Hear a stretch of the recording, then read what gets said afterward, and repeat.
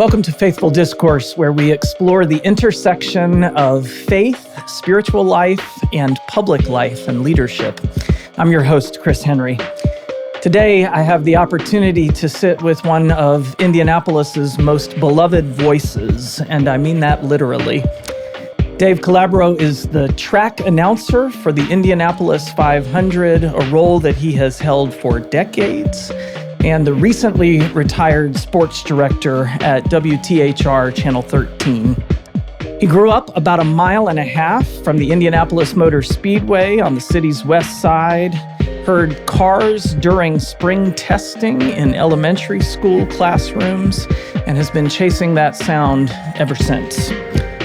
He is also a person of deep faith and integrity, someone I'm honored to call a friend and a parishioner. And today we're here not only to talk about lap speeds and horsepower, we're here to talk about what has formed Dave Calabro, his faith, his mentors, his values, and the calling that has shaped a career as extraordinary as his. Dave Calabro, welcome to Faithful Discourse. Man, thanks for the introduction. That was very nice. Oh, grateful to have you. It's an honor to be here. I was texting with a couple of my buddies saying, hey, I'm going to do this podcast. And I said, I'm a little nervous. I'm not used to being on this. I'm the guy that asked the questions. Yes, that's right. This is a turn the table. Yeah, I know. Absolutely. But no, honored, very honored that you asked me to do this. And Second Pres has been near and dear to my heart for years. Well, we are grateful to count you among our number. And I want to start at the very beginning. Yeah. Over on the west side, those speedway sounds from the classroom.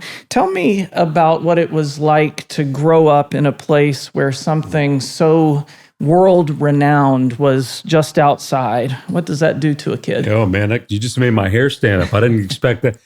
Westlake Elementary, you could literally have the windows open on a day like today, and you could hear them practicing. It's kind of cool.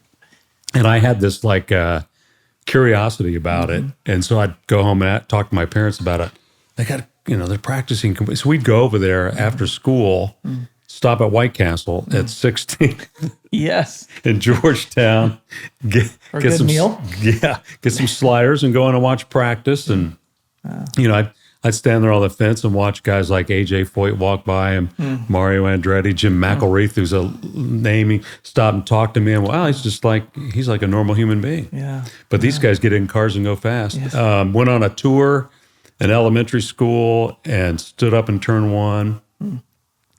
And I'm like, this is really cool. So I've always paid attention. Then in high school, I started doing radio. I was a radio geek. Yes. I love radio. I don't know why. Yeah. And so I started thinking about the Indy 500. So we started doing, after school, we would do radio reports. So I'd have my classes until about noon, and then go out at the track on practice days and do live reports for WBDG, the voice of the Giants, 90.9. Awesome. Yeah, just an absolute blast. And I just learned from all the best, all the old school radio and TV guys. And I was just hanging out in the media room as a high school kid. And then my brother, my oldest brother's an NBA announcer. He was always a stick and ball guy. And I got infatuated with the racing. Yeah. And so he was paying me in high school to do the interview. He was working at a local radio station in town, and he'd asked me to do the interviews at the track because he didn't really care about it. So I was out there with my little cassette recorder. I have a funny couple pictures. You were his reporter on the track. I love $25 and hey, by the way, you got to make my bed. So I got hooked on it early. Yeah. Went to races as a kid. Right. And it just kind of fell in love with it. Yeah. You talk about your brother, and I've heard you say that you come from a family of 900 educators and 2 broadcasters. You have a great memory. Well, you really do. Tell me about those 900 educators. Tell me about the family you were raised in, what you learned about work, about showing up, about what matters most from those folks. I was so blessed to have 2 parents that were there, and I mean there. My dad was a principal. Try not to get emotional talking about family. My dad was a principal on the West Side, opened about 5 elementary schools, always in the trenches, not on the stage, unless he had to be. World War II veteran, that kind of guy. Yes. High humility, high grace. Funny story, he kind of set the tone. When I was like in 5th grade playing baseball, playing first base, trying to play first base, let's be honest. The coaches got into an argument. So they're at home plate, and I'm like 5th grade going, what is happening here? Yeah. My dad's sitting down third base line, gets up, folds his chair, the old aluminum chair, comes walking across the field, walks right past me and goes, let's go. So we walked straight through the outfield. We got in the car. My dad said, that's not how men act to settle their differences. Wow. So he never, I never heard him talk badly about the men that were arguing. He never brought it up again. He just said, that's not how you behave. And that kind of set the tone for You're me. a 10-year-old hearing your dad I'm like, that. wow, this is powerful. And so I had him as my example, which was hard because every teacher knew my dad. And I was a knucklehead. I heard Dave Letterman say that he was a knucklehead on your podcast, but he didn't get arrested. Same here. A knucklehead, I didn't get arrested. And I was the youngest of 3. So my rope was a little longer. I'm admitting it, My mom was a farm girl from Indiana, Baptist church raised. My dad was a Catholic Italian from Washington, PA. They met at college. Wow. It's like, how's this going to work out? So I grew up in a Christian church, Chapel Rock on the West Side. Got baptized there. My parents were very involved. We did the Sunday night. And I was, I stayed in the lines the way I was supposed to, but I had a big personality as a kid. So it was all about finding the people who would go, hey, come back over here, But I learned hard work from my parents. I learned dedication, loyalty, which I think these days is, my parents worked at their marriage, worked at their family. They're very gracious to other people. And so I always just try to carry myself in that light as well. And then my brothers and my son is a inner city, what is he now? Vice principal. Oh, wow. In Washington, D.C. And he loves it, And then I have a brother just retired from teaching, aunts, uncles, cousins. So I have a special heart for people who have the patience to be in a classroom. Yes. Like I tutor, but that's like an hour. Bye. You know what I mean?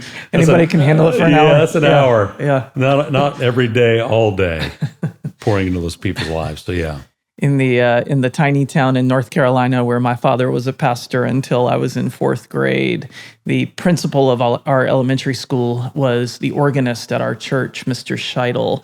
And he, like your dad, a World War II vet, and the integrity with which that man lived his life and the seriousness. Every kid is scared of their elementary school principal, or at least they were then. Yes.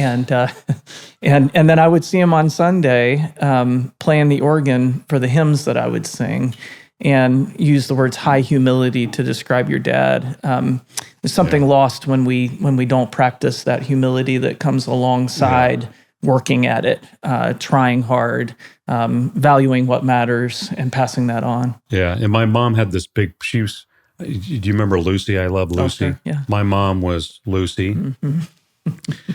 Big heart. My mom was hilarious. She's 96 and still after it. But a funny story, I was thinking about this on the way over here. My mom has never had alcohol before. She told me she might want to try Chardonnay because she heard some people talking about Chardonnay, and she that's that Baptist upbringing. Never smoked, you know what I mean? Got to follow the rules. Yes, and but she'll bet you and gamble on horses, and so one day, my parents went to Vegas on a business trip with this school board thing, and my parents aren't Vegas people.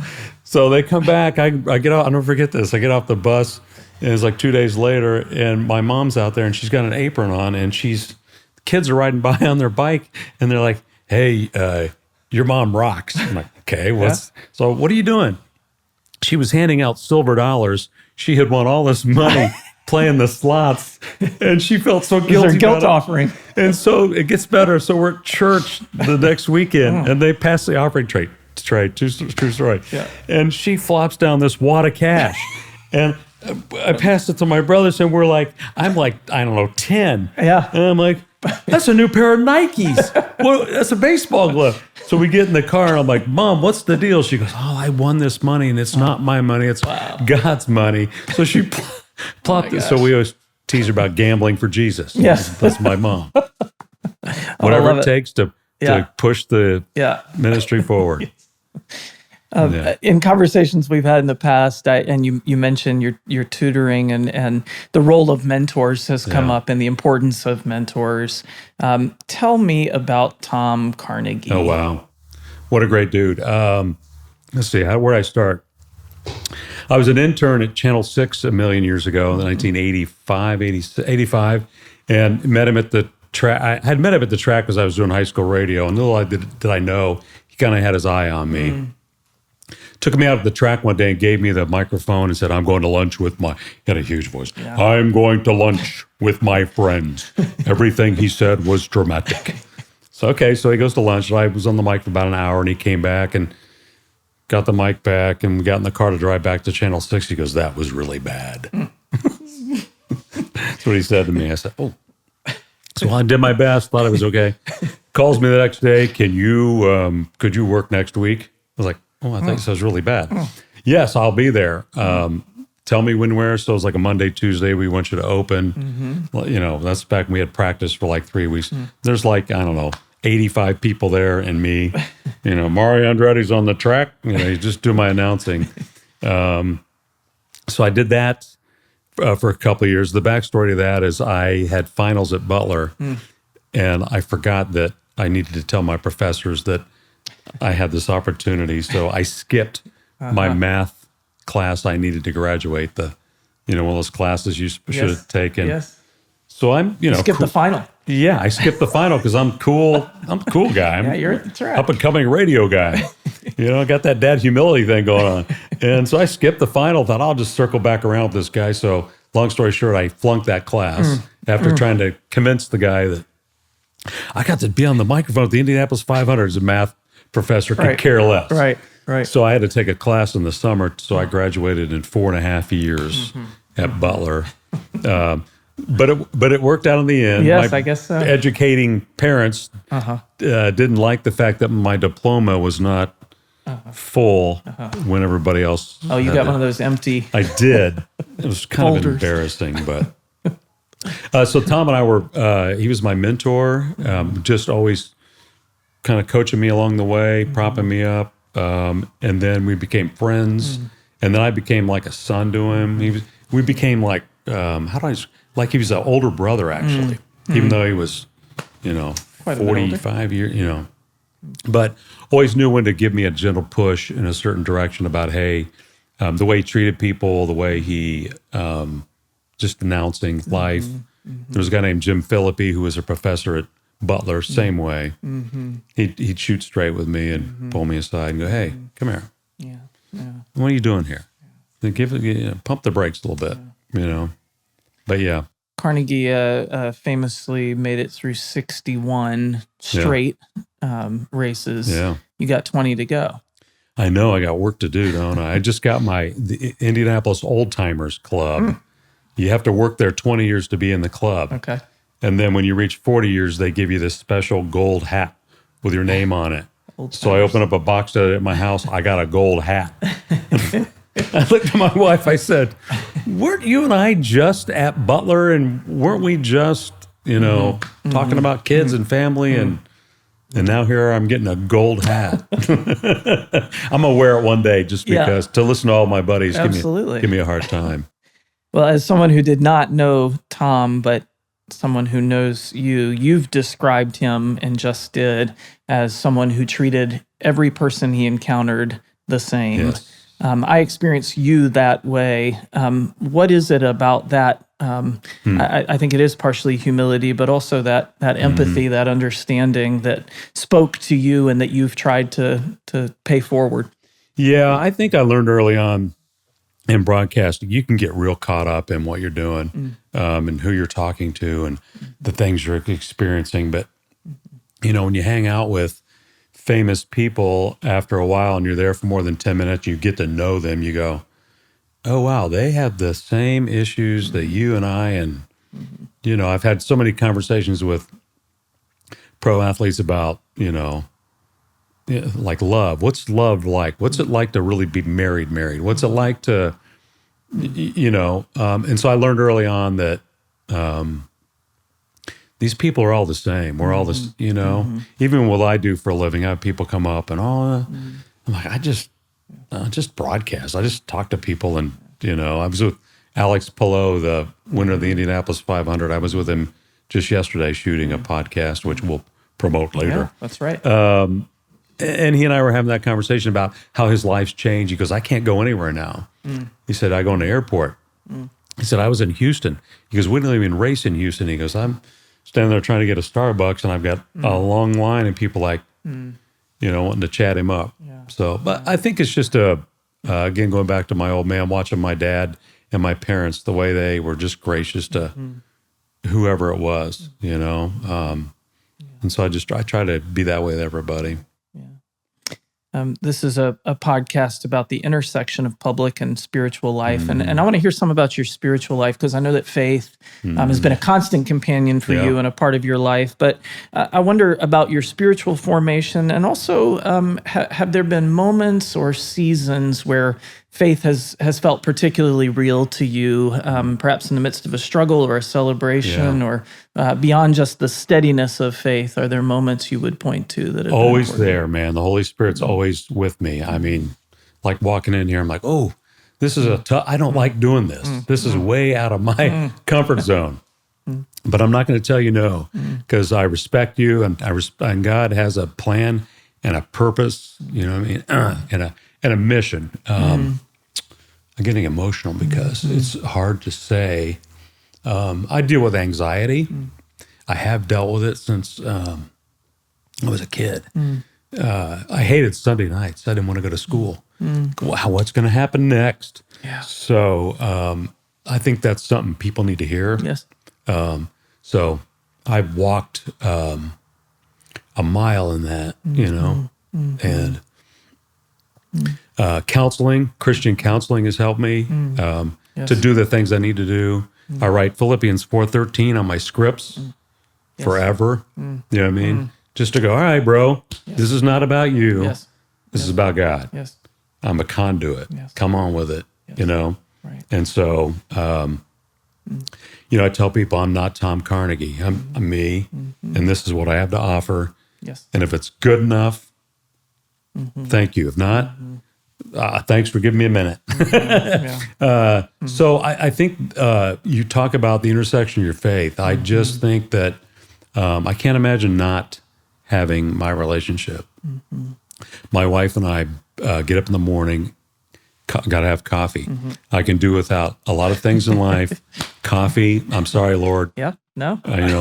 That's going to be a hard one to give up. Still an addiction, people. That's okay. Yeah, That's so I like to have my coffee and my devotion time I got to have. So my wife and I sit in silence in our sunroom and do a daily devotion and talk about it. And that starts our day. And if I don't do that, I got to find a point in my day where I have to hit the reset button. Yes. Because if I don't, I get in the world and of the world. And when I was doing my job and I was at the height of my Channel 13ism and all the expectations of, Operation Football and the Colts, and can you get in with Peyton Manning, and what about, the Pacers and Reggie Miller and Michael Jordan's in town, and oh, by the way, your kids have a soccer game. And yes. if I didn't have my faith, I don't think I'd be, I would never have reached the success I had personally, and also professionally. I think I'm more proud of what I've done with my family and my kids and what they do than I am about, oh my gosh, you were the Channel 13 guy for 9,000 years. And it was a cool job, but there's so much more to life than the label that we all put on each other. You know what I mean? Absolutely. Yeah. I hope I answered your question. You did. And I got to talk about anxiety without totally bawling. But I think people need to hear that. Absolutely. You know what I mean? That I meet so many people. And once you get past the service and they start telling you about their story and it's like, well, I'm really anxious or nervous and to my kid. I'm like, that's me, man. I said, and you got to find a way to make it work. Yes. How to have a coping mechanism. You get the tools in your toolbox. Right. Right. And mine all starts with my relationship with God, Yes. you know? Yes. Yeah. I've said to folks often, it's good to have Jesus and a good therapist. Those, those two things can go hand in hand. Yeah, I found this Christian therapist in Fort Wayne who didn't know who I was from Adam, and it was awesome. Yes. And so I walked through things with him about, well, tell me, why you're anxious about these things. And he helped me just process things the way Jesus would look at things and how we are supposed to walk our path. He's like, this is a thorn that's been given to me so I can help other people go, hey, it's okay to go, hey, look, I'm not perfect. Right. You know what I mean? Right. This is who I am. I'm not sure there's ever been a time where that message is more important, particularly for young people. We're raising two boys, and and you raised two boys, and one of the questions that we keep always before ourselves as parents, as well as before our boys, is who tells you who you are? Boom. Because I worry that we're constructing our identities from these people and those people, and the likes and comments we're getting, or the responses we're getting from friends. And the one place where I know I can go and hear who I am is this place, and Scripture and my faith and prayer life. That reminds me, all of that noise, I can filter that out when I know who I am and whose I am. You have to stop and go, all right. It's like people ask me about doing the race and all that, because it's such a big deal, and it's become even, every year it gets, this year we're going to knock it out of the park. Yeah. And I'm always like, well, didn't we just knock it out of the park last year? And it's like, we're going to make it bigger and bigger and bigger, and so that can get in your head. And so I'm like, all right. And I just kind of, we're talking about race cars and a celebration, and it's a moment, And the value of, you've described yourself as a connector and sort of bringing people into connection with each other, the value of maintaining and strengthening the connections that keep you whole. So starting on that back porch with your wife in the mornings, the most important connection in your life. But it seems to me you've also been someone who has kept long-term connections strong in a way that people who know you as Dave, people who know you from way, way back. You got to have your go-tos. Who do you call at midnight when you're twitching about whatever it is you're twitching about? And I've been in a men's Bible study on Friday mornings for, I don't know how, I think we were 15 or, we used to go like 7 o'clock, 8 o'clock in the morning. And then we were all like, that's too early for the business guys of the world, Don Palmer and the Palmers. And so we broke off and started we call it the late service. And so Paul Estridge, who was a home builder in town, recently died. Great human being, had a heart of gold. This guy was doing crazy stuff behind the scenes all the time. We would meet at his house, but we've carried that on. And, I've got, there's like, I call them my homies. There's 12 of us probably that are in this group. And every week there can be anywhere from 12 to 30 guys. We started online. We started during COVID. We have an online part. So we meet at a guy's house. So there'll be guys on the screen from, hey, where are you this week, John? Hey, what's going, and so those connections are huge. Yes. Huge. Yeah. So I think that's just another thing that has been so valuable to me. Like I said, like on the way over here, I was texted a couple buddies and they said, just be you. Yes. Amen. And I needed to hear that today. Absolutely. Absolutely. You mentioned behind the scenes, and I want to ask a little bit. I may have the numbers wrong, but you've covered 8 Olympics. Is that right? Yeah. At least? Yeah. I'm a number. Yes. Yep. 8 Olympics. Okay. Yeah. Awesome sauce. Super Bowls, NBA Finals, All-Star games, Danica Patrick's entire career. Peyton Manning. Peyton Manning, yes. Oh, shit. A fellow member of Second Presbyterian Church. I've tried to get him on the pod. Maybe you're my ticket. Peyton, you turned me down and him. To turn the pastor down. It's one thing to turn me down. Dave Calabro would not turn me down. No, Peyton has been great. I have 1,000 Peyton stories. Yes. Well, and that's what I wanted to ask. I have heard you say that it's the stories behind the stories where you really light up, and the humanity of, and of course everyone knows the stories at the Olympics where, it's about the family, it's about the overcoming of some immense obstacle, it's about, but tell me about those moments where you're able to break through the records and the championships and the titles and see a human being face to face. Well, yes. So I was just with Tamika Catchings. You all know who Tamika Catching is, I assume. Catchings, a woman of faith, great human being. She and I have been friends forever. So I was in London at the Olympics, and of course, me being the knucklehead from the West Side, we were watching the Parade of Nations outside the stadium in a restricted area. I had a credential. I was supposed to be there. And my buddy, Matt Wilkening, has this brain. He knows every country's flag. I mean, even the tiniest, I didn't pay enough attention. He literally knows. That's amazing. So we're doing the flag thing. And here comes USA. And I spot Tamika, and I'm behind this rail. And she's like, DC, we're at the Olympics.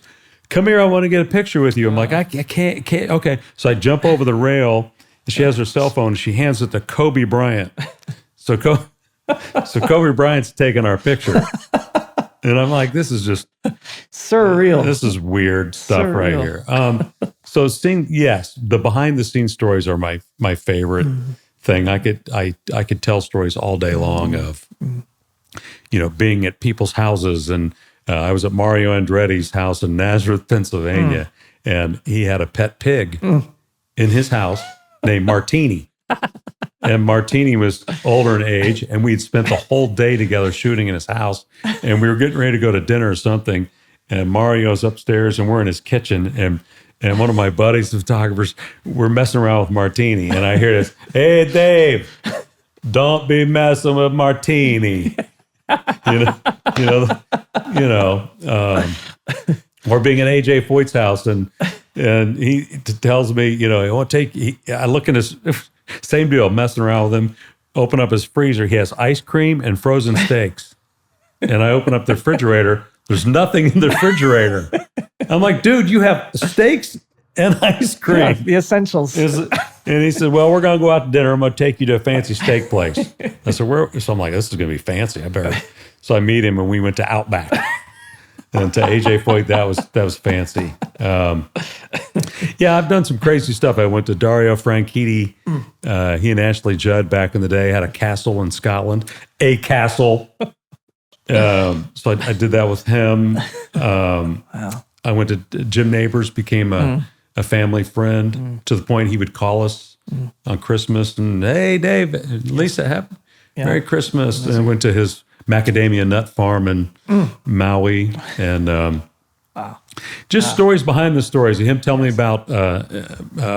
So I was in his house and I saw some albums there, and there was a Michael Jackson Off the Wall album leaning against the wall, like in this situation, and there was a Post-it note on it that said, "Dear Jim, tell me what you think of this. Love, Michael." And it looked like it just gotten there, and I said, "What's the deal with the Michael Jackson?" He goes, "Oh, they were my next door neighbors, and they would come over and practice their albums and sing in my recording studio in my house in Beverly Hills." And so he sent that to me. I'm like, just the stories behind the stories. Yes. And watching people who are famous, like John Travolta came to the Indianapolis 500, and they wanted me to interview him, and I went down and, "Hi, nice to meet you, Dave Calabro. I'm one of the announcers here." He goes, What do you mean you're the announcer?" I said, "Well, hear that guy talking? He's the world's largest PA system." I said, "I want to have you on there." And he goes, "What are you going to ask me?" And I go, "You're John Travolta, dude." It's, He's nervous. Yeah. And so it was just priceless. So, going back to that, we're all just humans, Well, I think about your connection of some of these extraordinarily famous and well-known folks to the lives of kind of real everyday people. One of my heroes and mentors in this space was Jim Morris, and yes. And I blame Jim. I give him credit and blame for the fact that our sons don't like to go to Pacers games unless they get to sit in Jim Morris's suite. And a story I'll never forget in the way Jim touched our family's life countless ways. But in fact, my grandmother died on Sunday. And this morning, this past Sunday. Oh, I'm so sorry to hear that. Well, you mentioned your mom. She was my grandmother was just short of 97. Oh, wow! And so extraordinary life. And this morning, I was telling Sam, our 12-year-old, that I'm headed to Pennsylvania tomorrow to be there to help lead the service on Saturday. And Sam teared up and he said, we really haven't lost anyone in our family yet. And so this is really big. And he said, well, Jim Morris, but he wasn't really in our family, just felt that way. So I haven't even told Jackie that yet, but it really hit me this morning. So our at the time 6-year-old son, Ben, shows up at the suite, and he brought his Tyrese Halliburton card and gathered all of his strength to walk up to Mr. Morris with the card. Of course, Jim always sat at the high top, right at the corner, so he'd watch on the TV. I know exactly where he would be. Yes. Yeah. And so Ben kind of taps him on the shoulder, tugs his shirt or something, and he turns around and he says, "Do you think you could get Tyrese to sign this card?" And Jim turns to him and says, "No, I can't do that." And so Ben, crestfallen, walks away. 2 minutes later, Jim motions to me to come over, and he says, I want you to send me a text with the names of your boys' favorite players on the Pacers, and just stay tuned. And so I did that. And the week before Christmas, Jim showed up at our house with signed basketballs from Tyrese Halliburton to Sam, or to Ben, and Obi Toppin to Sam. And so this connector piece that folks who, for you're rubbing elbows with and in conversation with, but they're larger than life. And you've had such a beautiful way of weaving together the lives of those who are your viewers and listeners with the lives of these folks who are just fellow human beings, but at another level, they represent something for us. Yeah. What's that been like for you to make those kinds of connections? Well, it's fun to hear like we said, the stories behind the stories. I do enjoy people come up to me and they'll go, "Hey, remember the time you did X?" So I get a big kick out of the behind the scenes moments where you're with somebody and you can see a little kid, "Come here, man, get in here, get a picture. We got time. There, come say hi to this person." They're not, because you never know who's the next person. That paying it forward kind of mode, and recognizing that those little ones, they watch what us adults are doing and how we carry ourselves. That's right. I've always tried to like to use my platform for more behind the scenes thing, which is what I'm really enjoying about my retirement, not being like, I'm going to go tutor today. And that's an absolute blast. Yeah. It's a it's a challenge. Right. It's just as much as putting on a TV show. But I have always enjoyed watching that next generation and watch their eyes light up. And, I try to teach that to my boys. I call, they grew up on the north side of Indianapolis, Carmel. And so I've always called it Disney property. And we had a rule in my house that you have to get off Disney property because this is not reality. Yes. I love it there. Don't get me wrong. Great place to raise a family, but it's not reality. Right. To the rest of the world. So just what you're talking about, I always had this thing with my boys. We're going to do something that's not on Disney property. And that's what I stressed upon them. And they're now 33 and 31. And they're way off Disney property now. They both live in Washington, D.C. One teaches, is in the inner city mix, and told me how much he just thrives on getting texts from these kids that don't most of them are one-parent family if they're lucky, and the impact he's having on their lives. Yeah. So it's just that next generation paying it forward thing. That reminder of the fact that they're watching, and go back to 5th grade you and your dad pulling you off the field, because that's not the way we roll. We do things. Yeah, they do watch. They do watch. I want to ask a question that might seem selfish or self-interested, but you are a member of this congregation, have been for a long time, and I wonder if you could share a little bit of your second pres story. It's funny, my wife and I are about to celebrate our 39th wedding anniversary this fall, 40 next year. Woohoo! Ooh, wow. Yeah, and just a quick backstory. Yeah. We met at Butler, and then we went to Dayton. I was in Fort Wayne doing television for a year, just getting my foot in the door. And then I was in Dayton, Ohio, and that's when we started having kids, had our first baby. And we were kind of, I was from a faith-based family, but kind of whatever during college. I had it all figured out. Yeah. I didn't need God. Need in my that? life. Yeah. I don't need this. And then I realized, oh wow, there's more to it than me here. So we went to our Presbyterian church in Dayton for a New York minute. Came back to Indianapolis in '92 and had a house just down the road here. I'm like, let's go to that big pretty church for Christmas service. It's a common story around here. And Bill Enright, we fell in love with his preaching. And so we were here. My kids were here. My oldest went through confirmation here. And my wife and I worked in the nursery and, did some men's steak dinner stuff. And, when I was running around with my hair on fire, this was still my spot. And then when my kids got older, we needed something more contemporary for them. So my wife and I got involved with Mercy Road. Yes. Great people. Amazing and just place. a great place. And so my kids tapped into that and really thrived in that situation. We put our kids, they went to Heritage Christian, which wasn't perfect by no means, but it was perfect for my kids.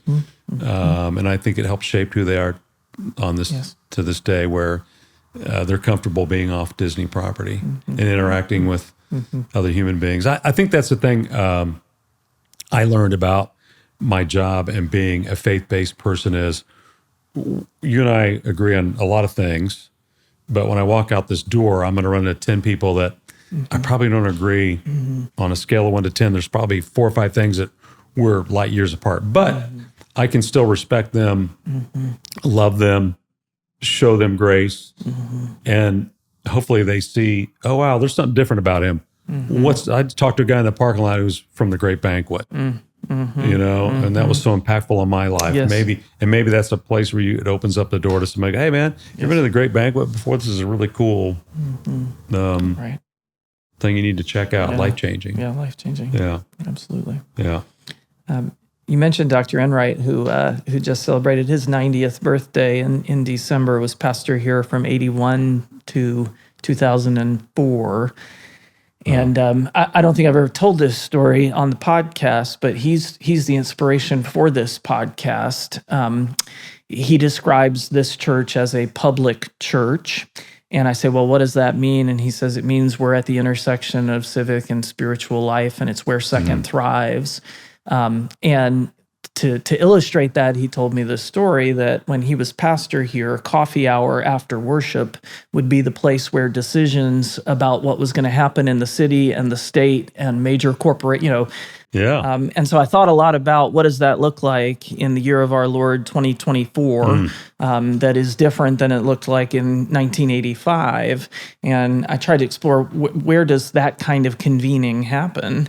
And I thought, well, podcasts is a convening place that folks can sit and have really meaningful, long-term, long-range conversations that cover a vast array of different topics. And maybe leaders like Dave Calabro would be willing to sit down across from me and have those kinds of conversations. So that was sort of the inspiration behind this whole enterprise. Well, I listened to Mitch Daniels and Governor Holcomb, and I listened to Mitch. I'm like, wow, I'm going to be on the same podcast. I don't have anything to offer like Mitch. And then I listened to Letterman, And he's more my... Well, you don't interview Dave Letterman. He interviews you. He kind of, the way I described that conversation, you will appreciate. I said it was sort of like playing driveway basketball with an NBA All-Star. Here I am, my little thing, and he knows where he wants it to go. Yeah. Mm-hmm. Yeah. Actually, one quick Dave Letterman, Peyton Manning connection story is we just celebrated what will be the final celebration of caring for the Peyton Manning Children's Hospital, and Dave Letterman came to be interviewed by Peyton. Were you at this event? I did not go to that one, no. And he, Dave walks out on the stage. Peyton introduces him. Dave walks out on the stage. It's at Lucas Oil. Places, cleared out and packed so that we're all on the field, thousands of people. Dave walks out, kind of looks around, and his first line is, "Finally a room big enough for the both of us." He was at the track one day.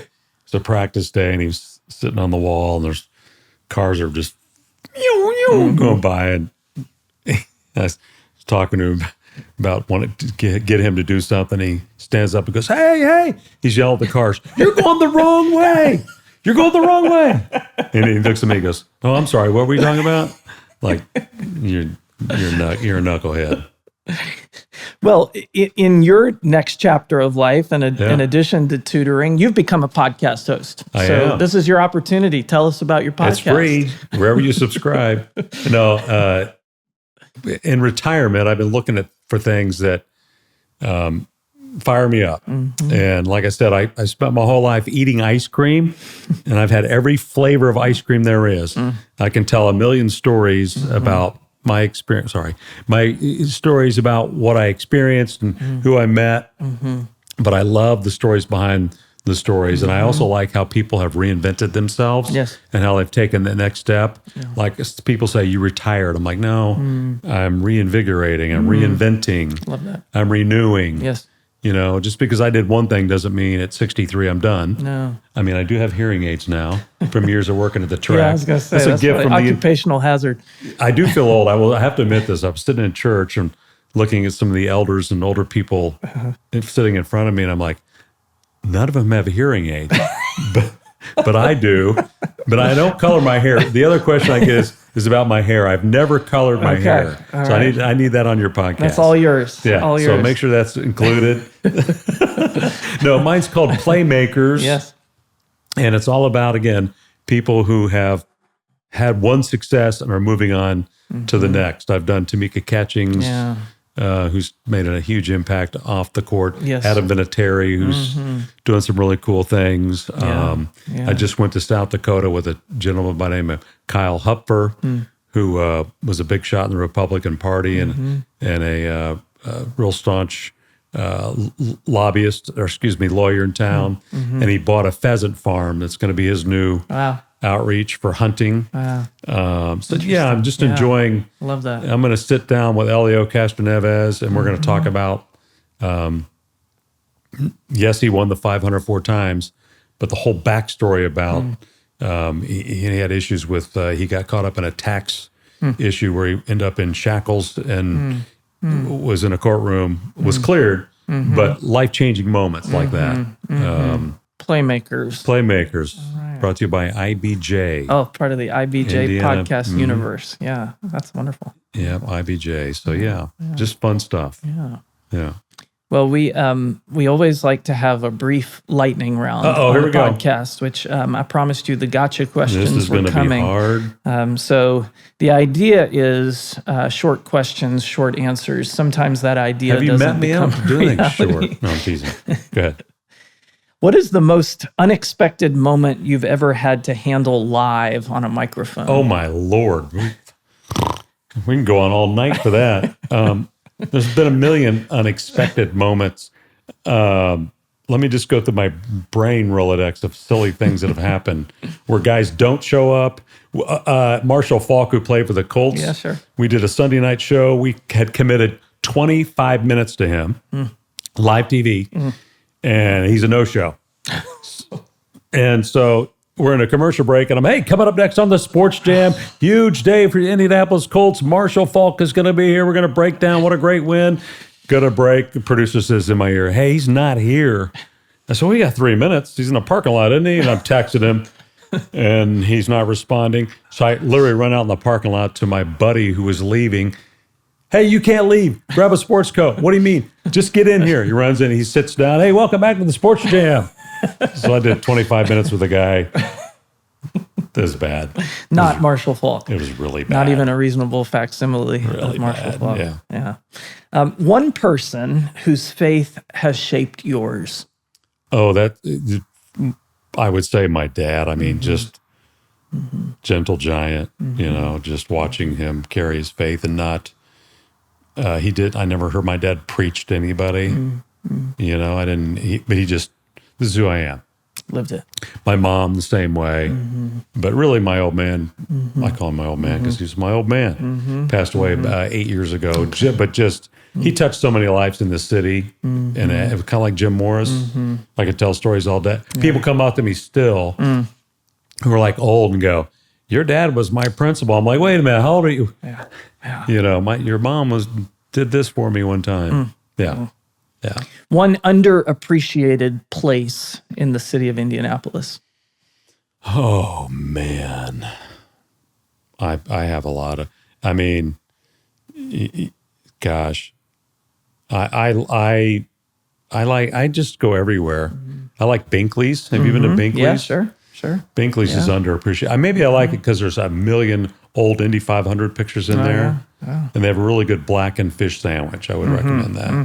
Okay, Binkley's it is. It's on the way to Butler. Yeah, sure. Being a Butler Bulldog, you gotta, Absolutely. Hinkle Fieldhouse is still, I don't know if that's underappreciated though. Yeah. You've tempted me into it, so I do have to ask, being the Duke guy in the room. Oh, come on. Were you present for the 2010 He's asking, national championship game? I want this on the record that the pastor and the minister is asking me about one of the most painful moments. No. He's talking about Duke, Butler Bulldogs 2010 national championship game. I still have a banner in my workout room that I look at every day and go, only if we're Gordon Hayward, in case you don't know, had the shot that should have gone in. So here's how wacky my world is with that. I was up in Lucas Oil Stadium. You're talking about live microphones and watching the shot from this end where you could see, and I have a producer, we're going on live immediately when the game's over and no commercial break, straight to it. And Butler guy, here's the shot. I'm like, I gotta have to be unbiased on TV. No, I'm not. I'm going to be a cheerleader because it's my Butler Bulldogs. And it clanks out and they come to me live and I'm like, trying not to be. Yeah. I know. Well, you describe it as a painful moment. Of course, I didn't experience it that way, but something that struck me was we moved here in 2018. And so one of our first trips, of course, two young boys, was the Children's Museum. Oh, wow. And the Children's Museum had just opened the Sports Experience, which just blew us away. In fact, it was one of the things that drew us here, really. And there's a sort of a museum part of the Sports Experience that's great moments in Indianapolis or Indiana sports history. And that game is one of the great moments in Indiana sports history. I'm going down. We got to change that. And I felt right at home that here, Duke winning the national championship is a great moment in Indiana sports history. I felt like it was designed just for me. Well, for little old Butler to make it to the amazing. We did that just for you. It was all part of God's plan to get you to come here. You know what I mean? Providence. We Presbyterians are sort of big on that. That's how it works. That's exactly right. What's one thing you do every race day that's become a sacred ritual? Oh, two things. Yeah. There's a church service in the morning. I go to church, and it's always wild because it's in a garage, and there's probably about, 80 of us. And it's like a 15-minute service, but there's always like the Gordon Pipers. It's like the chaos is just going on behind you. Guys walking by with their coolers and they've been partying all night. And I'm like, this is awesome. Calm in the storm. I do that. There's a guy that comes pray with me right before the race. Before I go to the mic, he grabs me and we pray. That's sacred to me. I always, after the race, usually after I get into my TV stuff, I go have a beer on the yard of The right bricks time of day.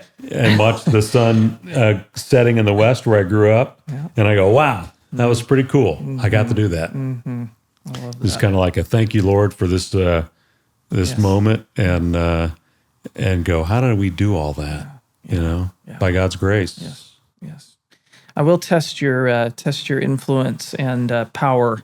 I've noticed, having now been here 8 years, that the Archbishop has the privilege of offering a blessing at the start of the 500 every year. It seems to me like it would be ecumenically appropriate that we would alternate Protestant, Catholic in like terms that of idea. the blessing. Trader's Point. Aaron? Yes. He's done it a couple of times. Yeah. Okay. So we've been mixing it So up. I could get in the rotation. Yeah, we'll get you in the rotation. The Holman George family was big in it. That's also a fun, that hour before the race, being behind the scenes, not to go down another road, but there are 3 bathrooms up. Too much information. There are 4 bathrooms. And so you have 33 drivers and all these, military and, think about up on the stage. All the people on, and all these, quote, celebrities. And there's 4 bathrooms. So it's also to keep things in a perspective for me. I'll like my booth where I broadcast from is right there. I walk out there and go, Tony Kanon's 5th in line for the bathroom in front of Carol Burnett and Jim Neighbors is next on. It's just hilarious that they're all humans. Okay, cool. I'm glad to know some of the tradition behind that because it is striking. Watching the Masters, there's not a prayer before the final round of the Masters or the Final Four or the Super Bowl. The idea of having a blessing at such a worldwide and hugely popular event. I'm glad to know that that's intentional and that there's a real history behind Memorial Day weekend, very sacred. Yes. And the Holman George family started that back in the 50s, and traditions that are rich that we all grew up with, and just trying to not cry during back home again in Indiana. Dave, you're the real deal in our city. It comes from a deep place in you and who you are. And so I'm grateful to call you a friend. I'm grateful to call you a parishioner here at Second. Most of all, I'm grateful to call you a fellow follower of Jesus, and the way you walk the faith, the way you live it. You've got to slip out of here to go down and tutor at Tab Presbyterian Church. And so just know how grateful this city is and this congregation is for your witness and your work. And you have lived out that charge that your father gave you to walk it with humility. I appreciate that. We give thanks for you and for this new chapter in your life and for your time on Faithful Discourse. Well, thanks for your time. And shout out to you for being so strong in the pulpit and being so biblically based in a very tough environment in our world right now. So you're greatly appreciated, your courage. And we pray for you to continue, man. And this podcast is fantastic outreach. So keep up with the good work and good luck with those 2 boys. Yeah. Thank you. Thank you. It's the best. Yes, the best. Best part of life for sure. Friends, this has been Faithful Discourse with Chris Henry. The Indianapolis 500 is coming up, and now when you hear that voice on race day, you'll know a little more of the story behind the voice. Until next time, may we each find ways to live with courage and generosity and integrity and humility in our communities. If you like this podcast, we invite you to share it with a friend, subscribe to our feed, and let us know who you might like to hear on a future episode of Faithful Discourse. Until next time, take care of each other.